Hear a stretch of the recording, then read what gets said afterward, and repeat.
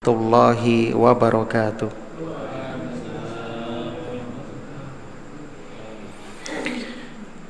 Innal hamdalillah nahmaduhu wa nasta'inuhu wa nastaghfiruh wa na'udzu billahi min syururi anfusina wa sayyiati a'malina. Anna Muhammadan abduhu wa rasuluh. Qala Allahu ta'ala fil Qur'an, a'udzu billahi minasyaitonir rajim. Ya ayyuhalladzina amanu taqullaha haqqa tuqatih wa la tamutunna illa wa antum muslimun. Wa qala ta'ala, ya ayyuhalladzina amanu taqullaha wa qulu qawlan sadida yuslih lakum a'malakum wa yaghfir lakum dzunubakum wa may yuti'illaha wa rasulahu faqad faza fawzan 'azima. Amma ba'du. Kaum muslimin dan muslimah, jamaah salat maghrib yang mudah-mudahan senantiasa dirahmati oleh Allah di dunia hingga di akhirat. Alhamdulillah alladzi bini'matihi tatimmus sholihat. Segala puji bagi Allah yang dengan nikmatnya kebaikan-kebaikan hamba dapat terlaksana. Kita bersyukur kepada Allah hingga detik ini Allah masih memberikan limpahan rahmat karunia kepada kita hingga kita dapat menjalankan ibadah kepada Allah Subhanahu wa taala, dan mudah-mudahan Allah Subhanahu wa taala menerima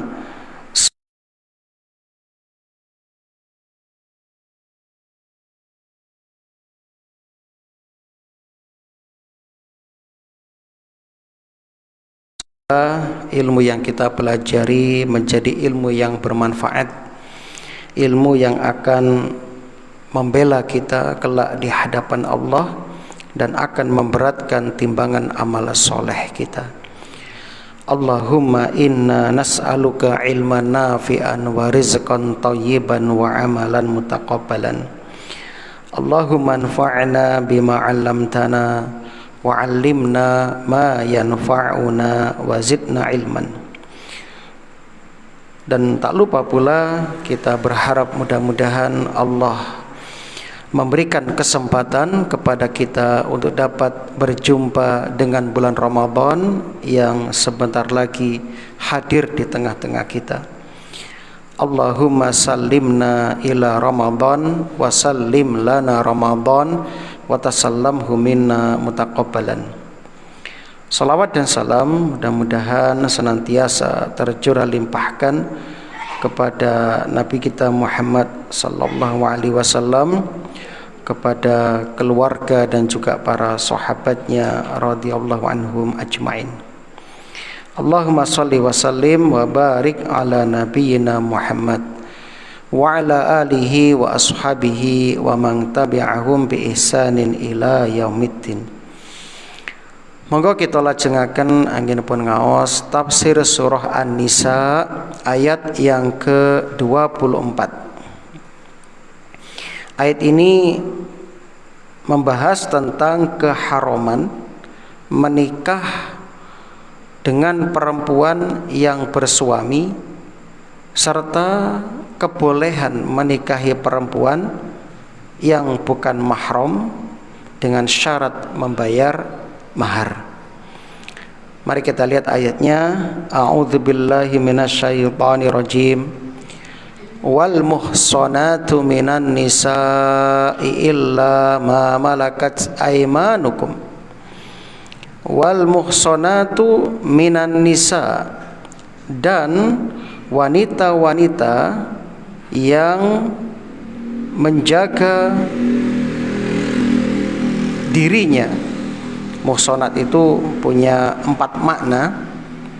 Di antara makna muhsanat dijelaskan oleh para ulama tafsir. Yang pertama, muhsanat bisa bermakna telah menikah, ya.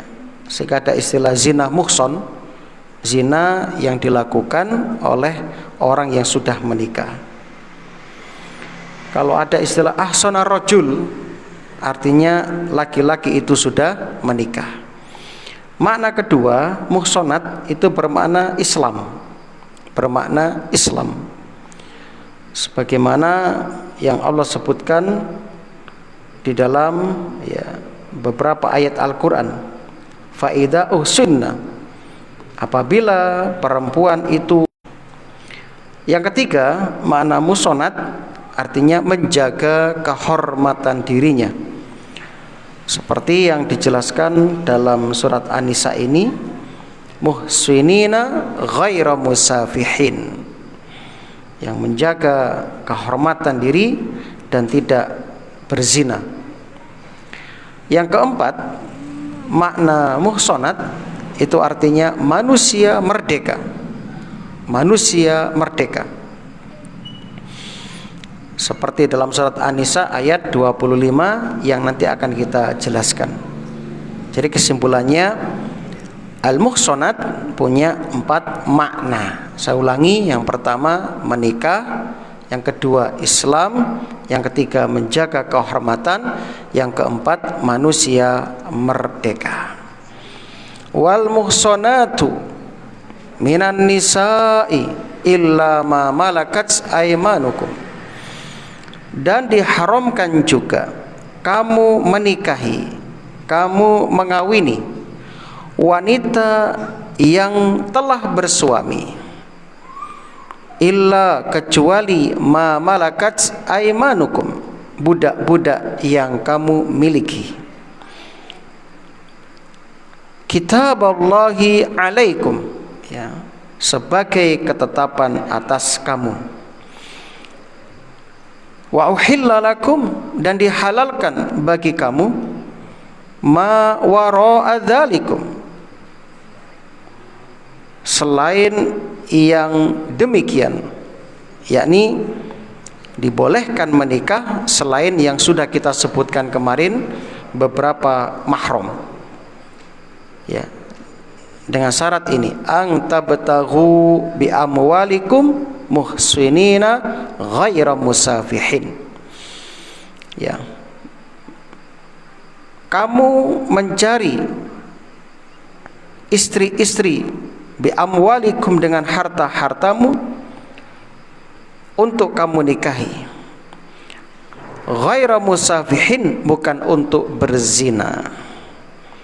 Famastamta'tum bihi minhunna, maka barang siapa yang telah kamu nikmati di antara mereka, yakni maksudnya istri-istri, maka istri-istri yang telah kamu nikmati, yakni telah kamu campuri, telah kamu setubui di antara mereka, fa'atuhunna ujurahunna fariidah, maka berikan kepada mereka maharnya, mas kawinnya secara sempurna. Fariidah sebagai sebuah kewajiban. Wala junaha alaikum, dan tidak ada dosa atas kalian, fima tarabaitum bihi mim ba'dil fariidah, tentang apa yang telah kamu saling merelakan. Jadi andaikan suami istri membuat syarat-syarat, kesepakatan, boleh. Innallaha kana aliman hakima, sesungguhnya Allah itu maha mengetahui lagi maha bijaksana.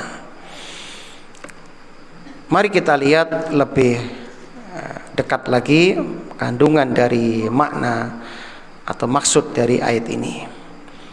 Ayat ini jamaah disebutkan dalam hadis Muslim, Abu Dawud, At-Tirmidzi dan An-Nasai dari sahabat Abu Sa'id Al-Khudri. Diceritakan bahwasannya para sahabat radhiyallahu anhum ajmain itu, ya, memiliki asirah, ya, apa itu, tawanan perang, ya, tawanan perang. Asobna atau sabaya min sab'i autos lahuna azwaj, ketika perang Autos, kaum muslimin menang. Mereka mendapatkan ghanimah. Di antara ghanimah itu terdapat di dalamnya tawanan perang wanita-wanita kaum Autos. Sedangkan mereka itu lahuna azwaj, memiliki suami-suami. Sehingga fakarihna annaqu alaihin, kami tidak suka untuk mencampuri mereka, karena mereka statusnya masih memiliki suami, sehingga para sahabat tidak mau berhubungan badan dengan mereka. Walahunna azwaj fasa'alna an-nabiyya sallallahu alaihi wasallam, lalu kami datang bertanya kepada Nabi sallallahu alaihi wasallam. Maka fanazalat, turunlah ayat wal muhsanatu minan nisa'i illa ma malakat aymanukum. Ya. Wanita-wanita yang telah bersuami itu diharamkan untuk kamu nikahi kecuali budak-budak yang kamu kuasai, yang kamu miliki. Itu ceritanya kaum muslimin. Sehingga sejak itu dihalalkan bagi kaum muslimin untuk bersetubuh dengan budak-budak tersebut yang sudah dihadiahkan kepada mereka. Sebagian ulama berpendapat, di antaranya Imam Abu Hanifah, kalau wanita tersebut sebagai tawanan bersama dengan suaminya, maka kata Imam Abu Hanifah tidak boleh dicampuri, sebab dia masih menjadi tanggung jawab suami yang pertama. Sebagian yang lain jumhur nggak ada masalah, kalau dia memang menjadi tawanan boleh dicampuri. Wallahu a'lam. Syaratnya kalau dia hamil, maka dibolehkan mencampuri tawanan perempuan tersebut kalau sudah melahirkan.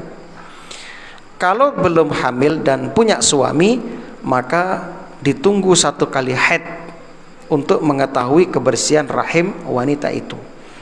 Baru setelah itu boleh dinikahi. Dan ini ada hikmah.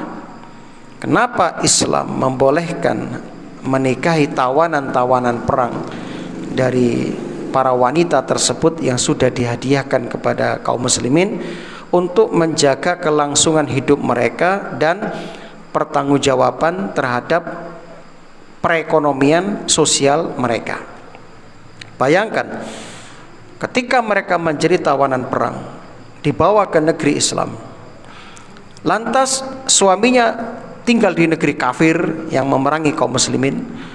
Siapa yang akan menjaga wanita ini, yang akan mencukupi kebutuhannya, yang akan menjamin keselamatannya, keimanannya?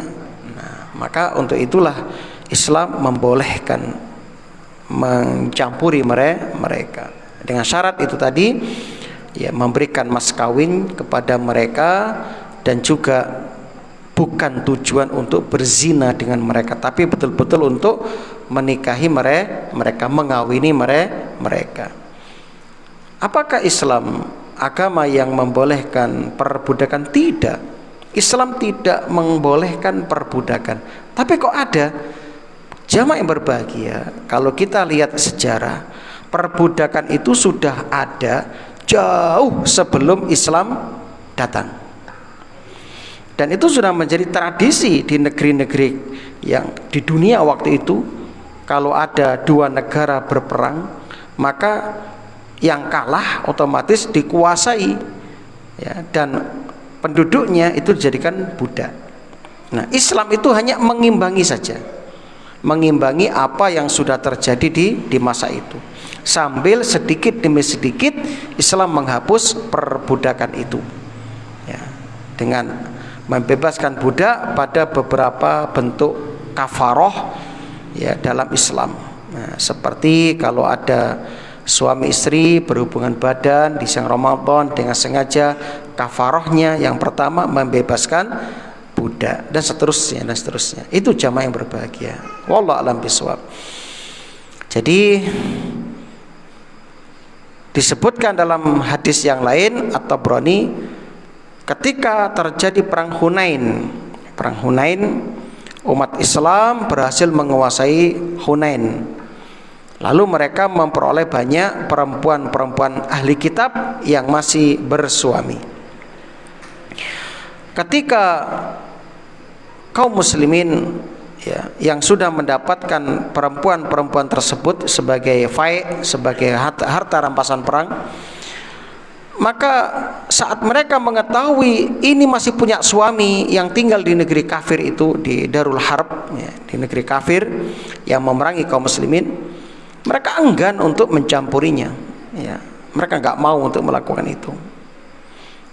Bahkan setiap hendak dicampuri mereka mengatakan, saya sudah bersuami, saya sudah bersuami. Akhirnya para sahabat mikir, wah apa gunanya kita punya wanita-wanita ini yang kita kuasai tapi nggak bisa kita gunakan. Akhirnya tanyalah kepada Rasul. Lalu turun ayat ini, wal musonatu minan nisa. Nah begitu. Itu kaum muslimin rahimani wa rahimakumullah. Kemudian tentang ayat wala junaha alaikum fima tarabaitum bihi min ba'dil fariidhah, tentang mahar, Allah berfirman tidak ada dosa atas kalian. Ayat ini turun berkaitan dengan Umrah bin Sulaiman. Umrah bin Sulaiman bercerita, ada laki-laki dari Hadramaut, Yaman, dia miskin. Ketika hendak menikah, ternyata si wanita menetapkan maharnya, mas kawinnya, lakon rabi kambi aku mas kawinku sakmene. Karena dia nggak sanggup, dia ingin membuat kesepakatan. Bagaimana kalau begini, bersyarat. Akhirnya turunlah ayat tidak ada dosa atas kalian tentang apa yang sudah kamu ridhoi di antara kalian tentang mas kawin itu. Nah, alhamdulillah, itu sebab turunnya ayat ini, jamaah yang berbahagia. Lantas apa hubungan antara ayat ini dengan ayat yang kemarin kita bahas? Jamaah yang berbahagia, di ayat yang kemarin kita bahas, Allah menerangkan wanita-wanita yang haram kita nikahi, alias mahram kita, alias mahram kita.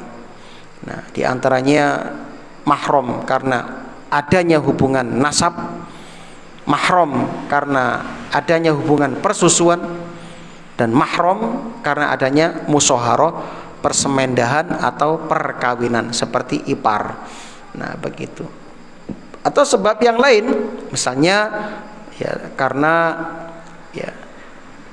diharamkan mengumpulkan kakak beradik dalam satu ikatan perkawinan, dan juga diharamkan mencampur atau mengumpulkan dalam satu akad perkawinan antara keponakan dengan bibinya, itu nggak boleh, sebab nanti bisa menimbulkan terputusnya silaturahmi. Mungkin bibinya cemburu sama keponakannya, akhirnya membenci dan sebagainya.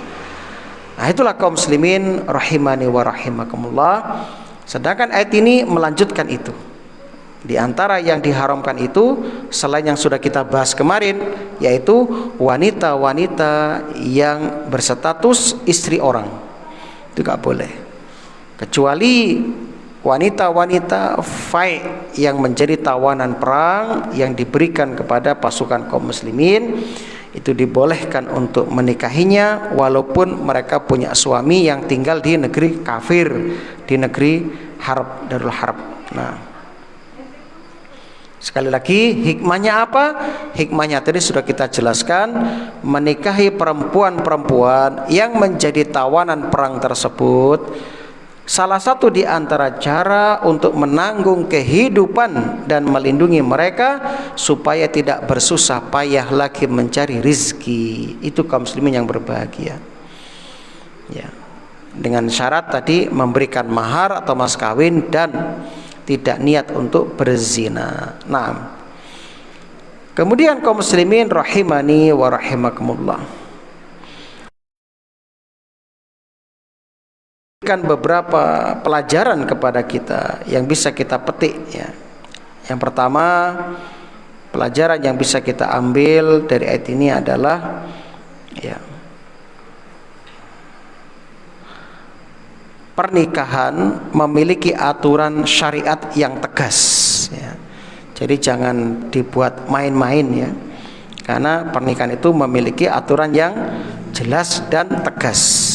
Di antaranya itu tadi, wanita yang sudah bersuami tidak boleh dinikahi kecuali sudah diceraikan oleh suaminya, atau suaminya yang kafir itu tinggal di negeri kafir ya, dengan syarat ya, membayar mas kawin dan bukan untuk tujuan berzina, dan kalau dia hamil tunggu sampai melahirkan, kalau dia ya tidak hamil tunggu satu kali haid untuk mengetahui kebersihan rahimnya. Kemudian kaum muslimin rahimani wa rahimakumullah, pelajaran yang kedua, Islam menjaga kehormatan wanita dan laki-laki ya. Pelajaran ketiga, mahar itu hak mutlak seorang istri. Jadi suami nggak boleh menikmati mahar tanpa seizin dari istri.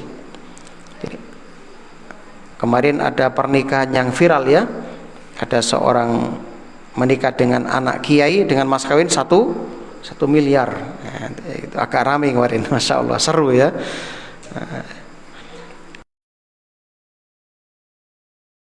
Cawe nggak boleh ikut menikmati ya, tanpa izin dari istri. Pelajaran yang berikutnya, Islam menutup semua jalan menuju zina. Makanya dibolehkan untuk menikahi dengan wanita-wanita tawanan tadi. Yang kelima, ridho atau rela itu asas muamalah dalam rumah tangga. Begitu juga dalam jual beli. Angtarodim minkum. Ini penting jamaah. Kalau suami istri sudah sama-sama ridho, rela, insya Allah rumah tangga akan langgeng. Pelajaran berikutnya, hukum Allah didasarkan pada ilmu dan hikmahnya. Kenapa disampaikan hal ini? Karena di dalam ayat ini orang-orang Syiah itu mengambil hadis yang sudah ya tidak berlaku secara hukum, itu dijadikan dalil untuk melegalkan mereka melakukan perzinahan, zina terselubung dengan ya nama nikah mut'ah atau kawin kontrak ya, itu orang Syiah. Jadi seorang laki-laki datang kepada perempuan buat kesepakatan, aku menikahimu 1 bulan dengan mas kawin sekian juta. Ini sudah dipakai 1 bulan, setelah selesai kontraknya putus. Ini nikah mut'ah. Dulu di awal-awal Islam, ketika terjadi peperangan, Rasul pernah mengizinkan nikah mut'ah kurang lebih 4 bulanan. Setelah itu diharamkan sampai hari kiamat. Jadi nikah mut'ah itu diharamkan oleh Allah sampai hari kiamat. Jadi sudah nggak berlaku lagi. Mana ayat yang menunjukkan itu, yang menjadi dalil orang-orang yang membolehkan nikah mut'ah, yaitu famastamta'tum bihi minhunna. Famastamta'tum bihi minhunna ini oleh orang-orang Syiah dijadikan dalil untuk nikah mut'ah. Adapun ulama Ahlussunnah wal Jamaah, jumhur mengatakan tidak. Ayat ini bukan dalil nikah mut'ah. Kenapa? Pertama, nikah mut'ah pernah dibolehkan kurang lebih 4 bulan, kalau enggak 3 bulan, lalu diharamkan sampai kiamat. Hadisnya tegas. Ya, hadisnya tegas itu. Sehingga tidak tepat ya. Sudah menjadi ijma' ulama Ahlussunnah wal Jamaah, nikah mut'ah hukumnya haram. Dan ini senjata orang-orang Syiah untuk merekrut ya anggota. Jadi mereka mengirim gadis-gadis cantik yang dari kampus itu ya, untuk mendekati pemuda-pemuda muslim guna dipengaruhi dicuci otaknya dengan nikah mut'ah hingga akhirnya mau ikut ya pemikiran mereka yang menyimpang itu. Wallahu a'lam bishawab. Itulah pelajaran dari ayat ini kaum muslimin yang berbahagia. Tentu ini dengan ringkas ya, dengan ringkas.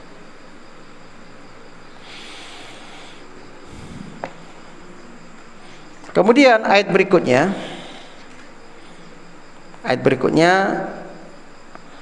ada pertanyaan, kalau ada orang melakukan nikah mut'ah apakah dihukum had, ya, dicambuk misalnya, dirojam misalnya, tergantung ya muhsan atau ghairu muhsan kan begitu.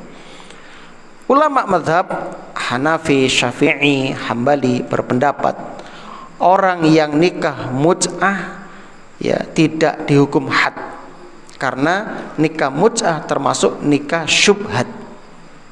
Tetapi ditakzir, hukumannya terserah kepada pemerintah yang ada, bisa didenda, bisa dipenjara, seperti itu.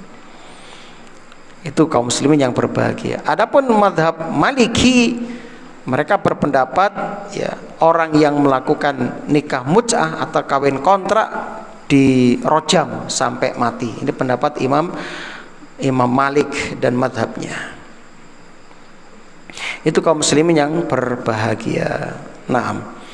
Kemudian di sini ada kalimat fa'atuhunna ujurahun. Pertanyaan dari ayat ini, berikanlah kepada mereka mas kawinnya. Mas kawin ini sifatnya bagaimana? Apakah harus uang ataukah sejenisnya? Mas kawin yang disebutkan dalam ayat-ayat itu bersifat umum, yang penting bisa dimanfaatkan oleh si wanita. Saya ulangi, mas kawin bersifat umum, apapun boleh. Bahkan dalam hadis Nabi pernah mengatakan, ya kalau kamu ingin menikah, maka kalau nggak punya harta, carilah di rumahmu ya mas kawin walaupun cincin besi, kan begitu.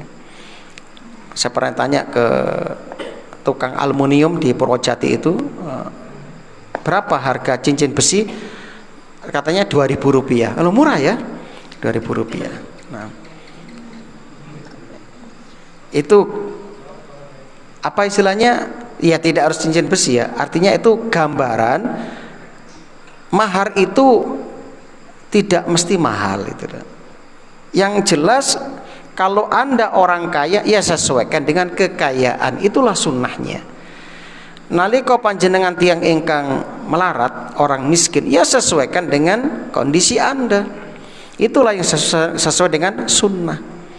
Nah, jangan sampai mematok mahar yang mahal, akhirnya apa? Tidak jadi menikah-nikah. Setiap laki-laki datang takut, kewediannya apa? Oh, mas kawinnya jaluk sakmene yuto. Ora sido. Ya. Akhirnya kasihan itu putrinya kalau sampai menjadi perawan tua kan. Nah, kasihan. Nah, maka kaum muslimin, kalau datang laki-laki yang soleh, yang kamu ridho terhadap agama dan akhlaknya, melamar putrimu, terima ya. Yakinlah. Kita lihat, nyuwun sewu, bapak-bapak yang sudah nikah ini, coba lihat di mana dulu awal menikah. Apakah hidupnya langsung ekonominya mapan seperti sekarang? Enggak, ada yang dari awal ya, ceker-ceker bareng, soro bareng ya. Itu enggak langsung enak, kecuali yang warisannya ombo beda meneh kan gitu ya. Lah sing warisannya gak ono kan merantau kemana-mana, ngulumpuke balik sidik-sidik ya, itu perjuangan semua, termasuk kami sendiri kan. Ya, jadi sekali lagi enggak serta-merta seperti itu ya, apalagi kita dari keluarga pas-pasan kan. Nah, jadi sekali lagi, selama kita siap bertanggung jawab, Allah akan memenuhi janjinya. Kata Allah Subhanahu wa taala, "Fankihul ayyama minkum." Nikahkan pemuda-pemudi yang sudah siap menikah di antara kalian. Kalau mereka fakir, miskin, yughnihumullah. Allah akan mencukupkan mereka, Allah akan mengkayakan mereka. Sehingga kata ulama, iltamisul ghina fin nikah. Carilah kekayaan dengan menikah. Nah, begitu. Carilah kekayaan dengan menikah. Dan terbukti dengan menikah kita akan kaya, akan cukup. Itu kaum muslimin yang berbahagia. Berikutnya ayat 25. Ayat ini tentang apa? Tentang syarat-syarat menikah dengan budak perempuan dan hukuman bagi budak perempuan yang melakukan zina. Ya, mungkin ada yang sudah ingin menikah tapi nggak punya mahar, khawatir jatuh kepada zina, maka dibolehkan untuk menikah dengan budak. Tapi ini berat resikonya. Kenapa? Ketika orang merdeka menikah dengan budak, dia telah menjatuhkan separuh dari dirinya kepada perbudakan. Sebab anak yang lahir dari pernikahan orang merdeka dengan budak itu menjadi budak, nggak merdeka anaknya. Makanya kalau bisa jangan menikah dengan budak kecuali terpaksa. Anda sudah nggak tahan, nanti kalau nggak ya nikah Anda akan berzina, sedangkan nggak punya modal, adanya budak, ya sudah Anda menikah dengan budak. Tapi itu tadi, kalau Anda mampu bersabar mengumpulkan mas kawin, menikah dengan wanita yang merdeka, maka itu lebih baik. Itu lebih baik. Nah, wa man lam yastati' minkum taulan ayyankihal muhsanatil mu'minati wa man lam yastati', kata Allah Subhanahu wa taala, barang siapa di antara kalian minkum lam yastati', tidak sanggup, tidak mampu, ya, taulan. Nah, taul itu apa artinya? Taul itu artinya kaya. Taul artinya punya kelebihan harta. Ya, itu taul ya. Jadi apabila di antara kalian tidak mampu, tidak memiliki harta untuk menikahi al-musonatil mu'minat, wanita merdeka yang beriman, famimma malakat aymanukum min, boleh menikahi dari budak perempuan. Ya, jadi di sini ada kalimat ya, famimma malakat aymanukum, ya, hendaknya dia menikah min fatayatikum. Ini penjelasannya. Jadi budak-budak perempuan kalian. Itu kaum muslimin yang berbahagia. Jadi kalau memang Anda tidak mampu betul, ya silakan nikah sama budak yang Anda miliki. Wallahu a'lamu biimanikum, dan Allah lebih tahu tentang keimanan kalian. Allah lebih tahu tentang keimanan kalian. Artinya apa? Cukup ya kalian memperhatikan perkara-perkara lahirnya saja.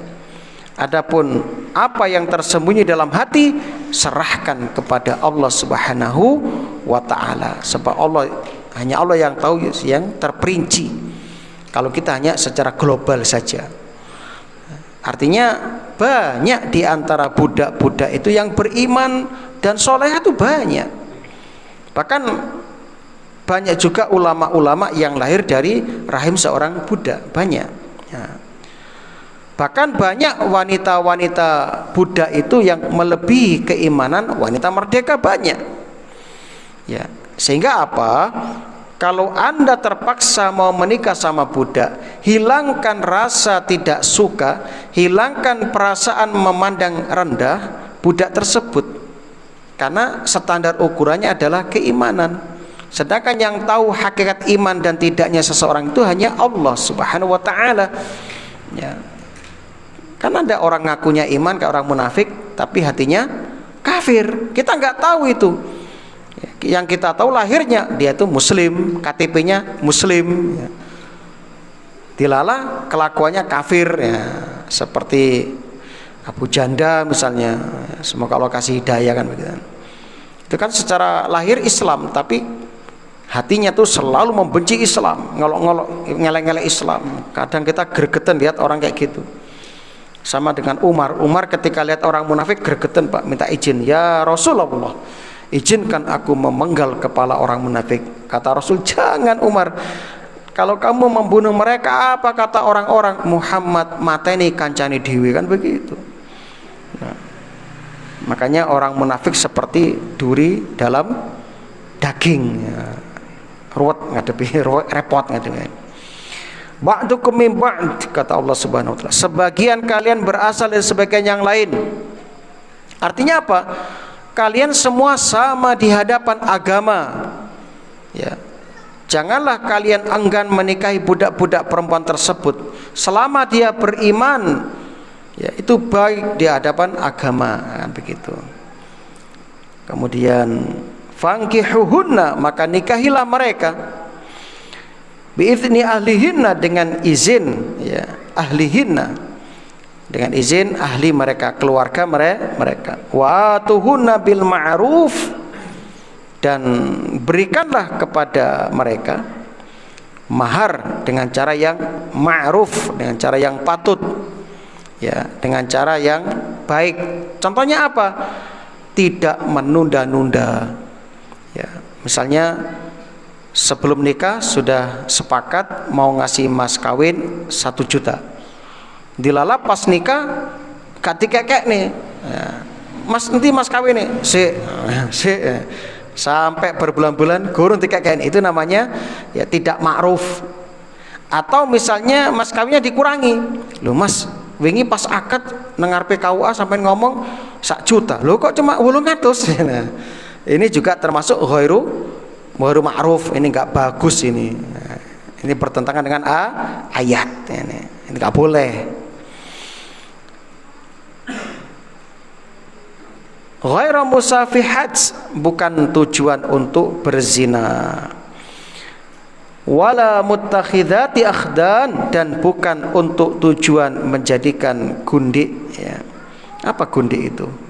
Simpenan, ya, simpenan. Nah, jadi bukan untuk menjadikan wanita simpanan. Nah, ini. Nah, karena banyak kan pejabat-pejabat punya wanita simpanan. Fa idza uhsinna, maka apabila mereka telah menikah, ya, fa in ataina bi fahishatin, lalu melakukan perbuatan yang keji seperti zina misalnya, maka fa alaihinna nisfu ma 'alal muhsanati minal adzab, maka bagi mereka setengah dari hukuman wanita merdeka yang menjaga kehormatan.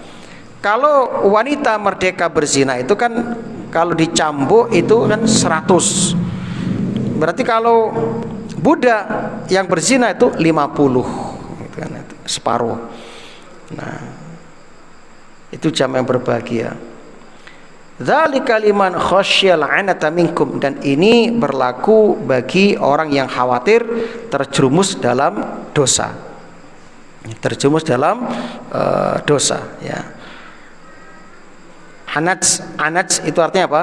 Kesulitan, kesungguhan dan kesulitan, kesukaran. Itu anats, ya. Maksudnya apa?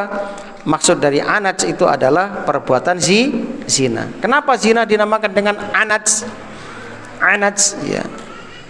Alasannya karena perbuatan zina dapat menyebabkan kesukaran baik di dunia berupa hukuman had seperti rojam, cambuk, ya, maupun mendatangkan kesulitan-kesulitan di akhirat berupa siksa yang pedih, ya. Itulah alasan kenapa zina dinamakan anats, ya. Jadi dzalika, yang hal itu, liman, bagi orang khasyal 'anata minkum, bagi orang yang takut jatuh kepada perzinahan, jatuh pada perbuatan, ya, yang membahayakan dunia dan akhiratnya. Wa antasbiru khairul lakum, dan jika kamu bersabar maka itu lebih baik bagi kalian. Wallahu ghafurur rahim, dan Allah itu Maha Pengampun lagi Maha Penyayang. Jadi kaum muslimin rahimani wa rahimakumullah, ayat ini jamaah, ya, memberikan pelajaran kepada kita tentang keringanan bagi yang tidak mampu menikahi wanita merdeka. Wa man lam yastati' minkum taulan, barang siapa tidak mampu secara finansial, tidak mampu memberi mahar, tidak mampu memberi nafkah, atau tidak bertanggung jawab, ya, maka boleh menikah dengan, ya, budak, ya, boleh menikah dengan budak. Yang kedua, boleh menikahi budak perempuan yang beriman. Famimma malakat aimanukum min fatayatikumul mu'minat. Kalau budaknya itu ahli kitab, enggak boleh kalau budak. Kalau wanita merdeka ahli kitab, boleh dengan syarat wanita itu menjaga kesucian dirinya, bukan wanita yang rusak, dan membayar mas kawin. Pelajaran berikutnya, semua manusia sama di sisi Allah. Ba'dukum min ba'd. Ya, jadi kita enggak boleh sombong jamaah dengan nasab. Aku keturunan nih iki. Aku darah biru, nah, sebagainya. Enggak perlu jamaah. Itu enggak berlaku di hadapan Allah. Inna akramakum indallahi atqakum. Sesungguhnya yang paling mulia di sisi Allah adalah yang paling bertakwa. Sehingga ayat ini menjadi apa? Hiburan bagi ya wanita-wanita ya budak itu, dan juga hiburan bagi laki-laki yang ingin menikah dengan budak. Jadi jangan meremehkan budak. Pelajaran berikutnya, nikah budak harus dengan izin tuannya. Fankihuhunna biizni ahlihin. Jadi syarat sahnya nikah budak izin majikannya, izin tuannya. Ingat, budak tidak sama dengan pembantu. Kalau pembantu itu orang yang bekerja secara legal dan mendapat gaji serta perlindungan itu. Kalau budak itu milik kita. Budak itu milik seperti handphone kita, maka kita boleh menjualnya, kita boleh memakainya, kan begitu. Dan hasil kerjanya itu untuk kita. Itu budak, Pak. Nah, jadi kalau ada budak kerja, semua hasilnya untuk kita. Ya, nah begitu. Ini juga menjadi dalil wajib ada wali dalam pernikahan.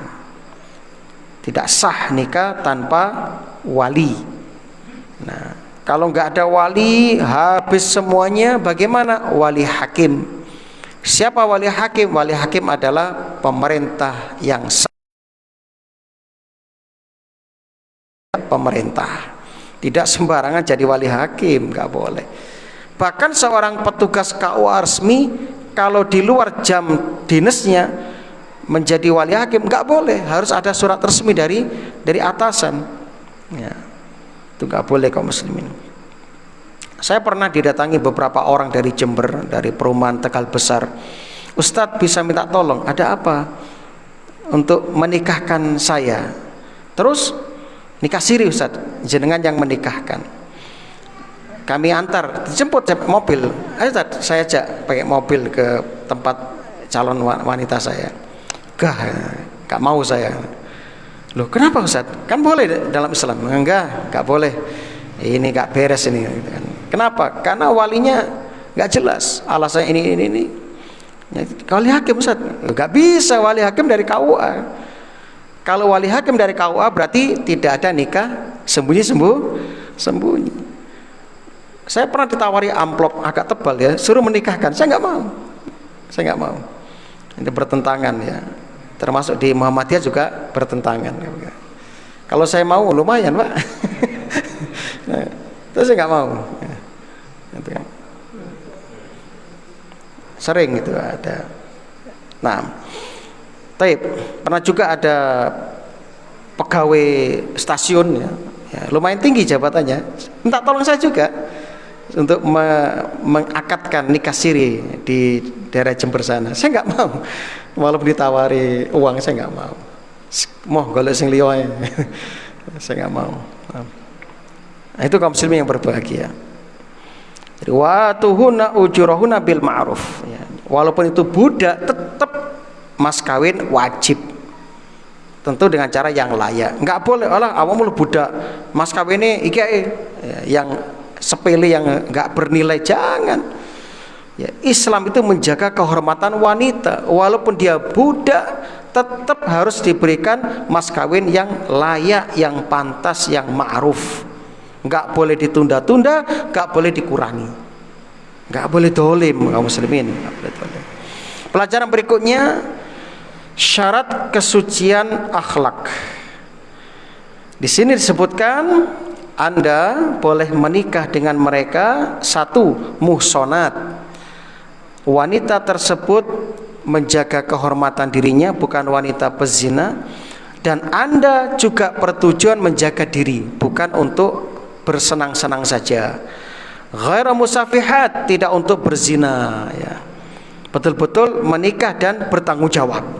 Wala mutakhidati ahdan, dan tidak untuk menjadikan wanita itu simpanan atau gundik atau kekasih gelap.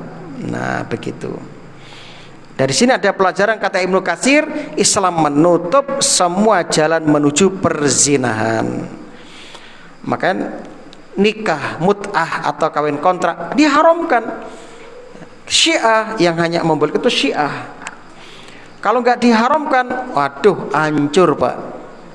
Betul Pak, rusak nanti tatanan masyarakat. Bagaimana tidak? Anda punya uang, datang aja ke kampusnya, cari yang ayam kampus itu kan. Wani piro sakmene. Kan gitu akhirnya zina itu. Itu zina, nggak boleh, haram. Ya, haram. Dulu pernah dibolehkan ketika perang, ya. Jadi sahabat itu perang berbulan-bulan lalu diizinkan. Ya, diizinkan. Nah, setelah itu dihapus selamanya.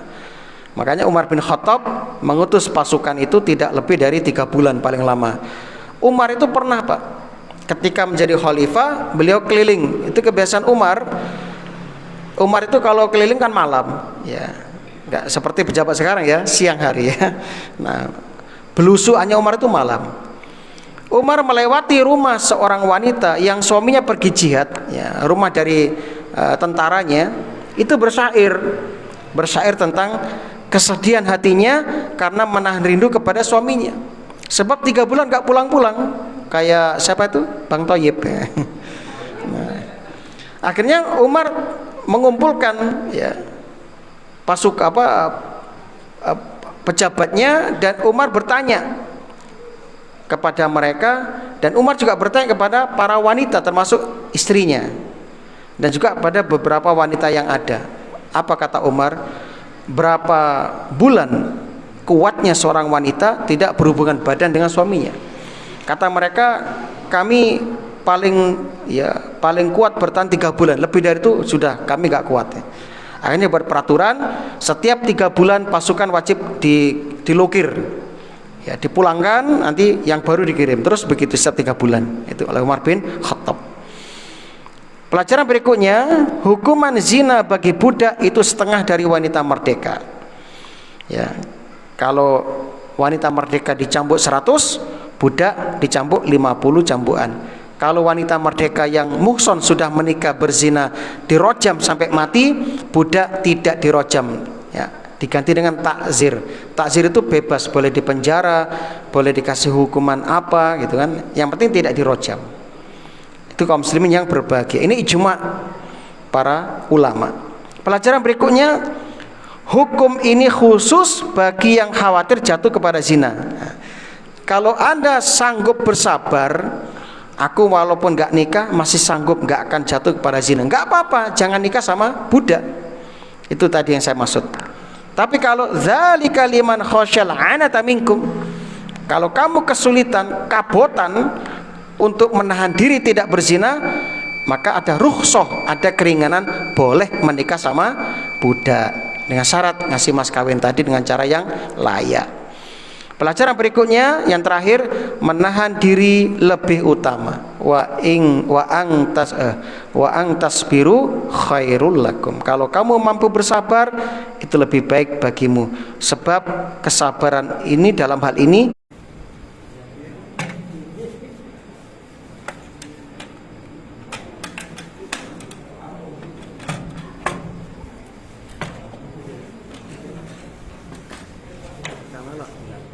bentar, panas.